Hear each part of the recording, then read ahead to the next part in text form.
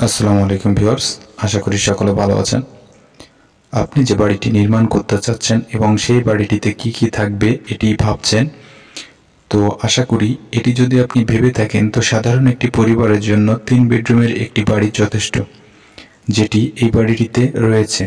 এবং এই বাড়িটিতে bathroom, kitchen, dining room, drawing room সবকিছু সহকারে খুবই অল্প খরচের ভেতর একতলা বাড়ি নির্মাণ করা হচ্ছে, যা আপনি এই বাড়িটির সম্পূর্ণ ডিজাইনটি দেখলে এবং এই বাড়িটির হিসাব সম্পর্কে জানলে আপনিও বুঝতে পারবেন কিভাবে আপনার বাড়িটি করলে আপনার সুবিধা হবে এবং কি কি করতে হবে আপনার বাড়িটিতে। তো এই সকল হিসাবগুলো এবং ধারণাগুলো এই ভিডিওর ভেতর পেয়ে যাবেন। তো ভিউয়ার্স, আপনি যদি আমার চ্যানেলে নতুন হয়ে থাকেন তো চ্যানেলটি সাবস্ক্রাইব করে নেবেন। নতুন নতুন ভিডিওগুলোর নোটিফিকেশন সবার আগে আপনার কাছে পৌঁছে যাবে। বাড়ি করার ক্ষেত্রে যা কিছু করণীয় এবং ফাউন্ডেশন সম্পর্কে, খরচ সম্পর্কে বিস্তারিত ডিজাইন এবং সব কিছু আমাদের চ্যানেলে প্রতিদিনে আপলোড করে থাকি, যেগুলো দেখে আশা করি আপনারা অনেকটাই উপকৃত হবেন, যার জন্য আমরা প্রতিদিন ভিডিওগুলো আপলোড করে থাকি। তো এখানে দেখতে পাচ্ছেন বাড়িটির ডিজাইনটি কিভাবে করা হয়েছে। এই বাড়িটির ফ্লোর প্ল্যান এবং যাবতীয় হিসাব সবকিছু এই ভিডিওর ভেতর পেয়ে যাবেন। তো আশা করি 1 সেকেন্ডও লস করবেন না, সম্পূর্ণ ভিডিওটি দেখবেন এবং বাড়ি সম্পর্কে একটি সঠিক ধারণা নেবেন।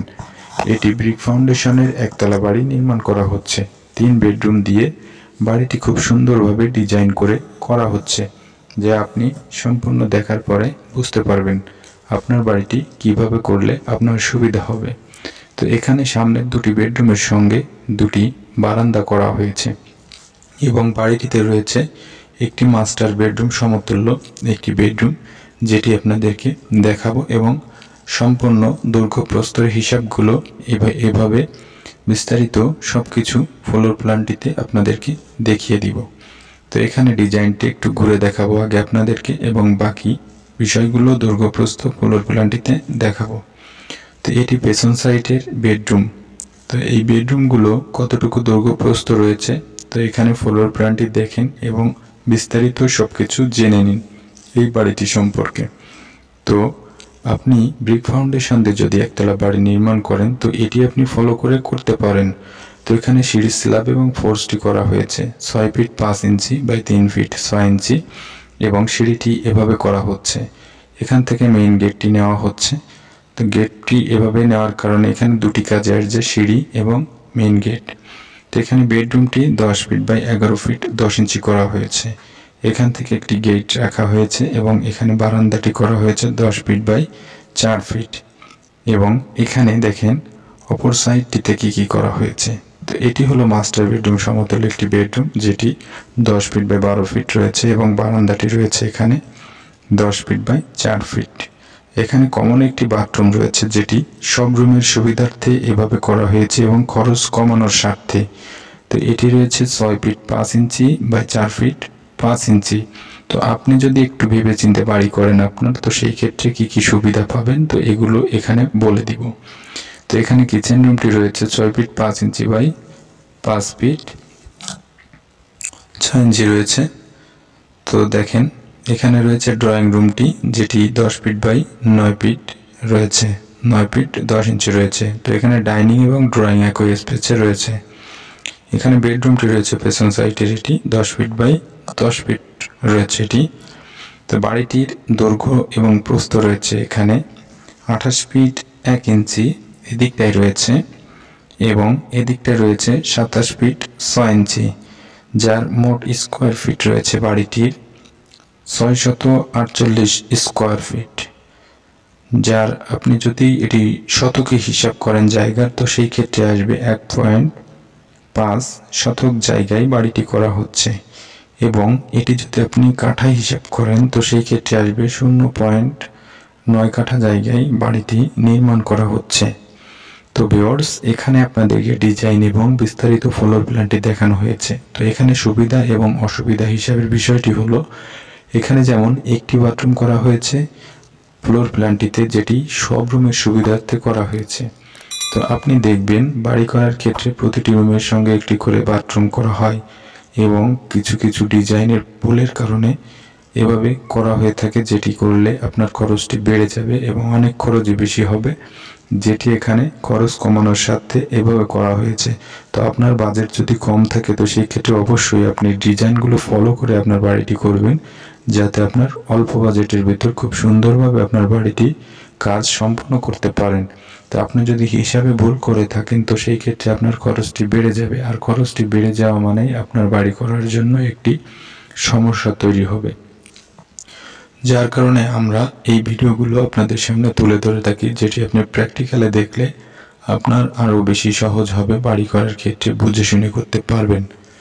তো এখানে যে বেডরুম 3টি করা হয়েছে দেখেন যথেষ্ট বড় এবং দৈর্ঘ্য প্রস্থে যথেষ্ট রয়েছে, যেটি ব্যবহারের যোগ্য।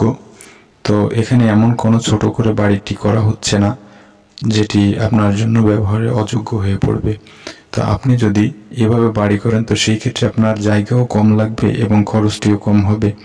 তো খরচ কমানোর দুটি বিষয় থাকবে, একটি হলো আপনার ফাউন্ডেশন কিভাবে করছেন সেটির জন্য খরচ কমতে পারে, আবার আপনি যদি দৈর্ঘ্য প্রস্থ একটু কমিয়ে করেন তো সেই ক্ষেত্রে আপনার খরচটি কমতে পারে।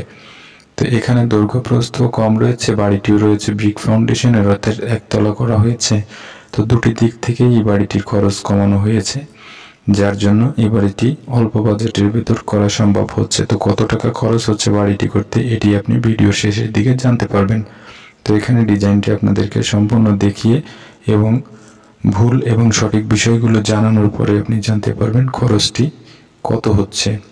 তো আপনি যদি এখানে এই ডিজাইনটিতে 2 তলা অথবা 3 তলার ফাউন্ডেশন দিয়ে আপনার বাড়িটি নির্মাণ করতেন আরসিসি ফাউন্ডেশনের, তো সেই ক্ষেত্রে এখানে যে খরচটি বলা হবে আপনি তার সঙ্গে আরও 2 থেকে 2.5 লক্ষ টাকা অ্যাড করে নেবেন। তো সেই ক্ষেত্রে আপনি বুঝতে পারবেন কত টাকা বেশি খরচ আসবে। তো ব্রিক ফাউন্ডেশন এবং আরসিসি ফাউন্ডেশনের পার্থক্য অনেকটা, যেটি হয়তো বাড়ি করার আগে অনেকে ধারণা রাখে না, যেটি ফাউন্ডেশন শুরু করার পরে এই ধারণাটি পেয়ে থাকেন তো সেই ক্ষেত্রে আর কিছু করার থাকে না, যেটি আপনাদেরকে আগে থেকে আমরা বলে দেই। তো আপনি যে সময় বাড়ি নির্মাণ করবেন সে সময় দুটি বিষয় ফলো করবেন, একটি হলো আপনি আপনার লাইফে আপনার বাড়িটি হয়তোবা সুন্দরভাবে ব্যবহার করতে পারবেন, কিন্তু আপনার পরবর্তী প্রজন্মের জন্য ঝুঁকিপূর্ণ হবে কিনা সেই বিষয়টি আপনার খেয়াল করে বাড়ি নির্মাণ করতে হবে। কারণ আপনি যতদিন জীবিত থাকবেন আপনার বাড়িটি হয়তোবা কোনো ঝুঁকি থাকবে না বা অনেকটা ভালোভাবে ব্যবহার করবেন, আপনার পরবর্তী প্রজন্ম এসে বাড়িটিতে ঝুঁকিতে থেকে যাবে এবং বাড়ির বয়স হবে, তো সেই ক্ষেত্রে বাড়ির দুর্বলতা বাড়বে। তো এটি আপনার এখন বিবেচনা করে বাড়ির কাজ শুরু করবেন এবং খরচটি হিসেব করবেন, ফাউন্ডেশন হিসেব করবেন, এই 3টি দিক বিবেচনা করে আপনার বাড়ির কাজটি সম্পূর্ণ করবেন। তো সেই ক্ষেত্রে আপনি অনেকটাই ভালো কিছু আশা করবেন। তো এই বাড়িটি সম্পূর্ণ কমপ্লিট করার জন্য বর্তমান সময়ে খরচ হবে 13.5 থেকে 14 লক্ষ টাকার ভেতর। তো আপনি যদি এই বাজেটের ভেতর আপনার বাড়িটির কাজ সম্পন্ন করতে চান তো এই ভিডিওটি ফলো করতে পারেন, এবং এই ভিডিওটি সম্পর্কে আপনার যদি কোনো মন্তব্য থেকে থাকে কমেন্ট বক্সে জানিয়ে দিবেন, আপনার যথাযথ জবাব পেয়ে যাবেন। তো ভিউয়ার্স, এই ছিল আজকে আপনাদের জন্য বাড়ির ডিজাইন এবং ভিডিও। তো বাড়ির ডিজাইনটি যদি আপনার ভালো লাগে তো লাইক কমেন্ট শেয়ার করতে ভুলবেন না, এবং অবশ্যই বাড়ির ডিজাইনটি শেয়ার করবেন এবং আপনার আত্মীয় আপনজনকে দেখার সুযোগ করে দিবেন। তো সম্পূর্ণ ভিডিওটি দেখার জন্য অনেক অনেক ধন্যবাদ। ভালো থাকবেন, সুস্থ থাকবেন। আসসালামু আলাইকুম।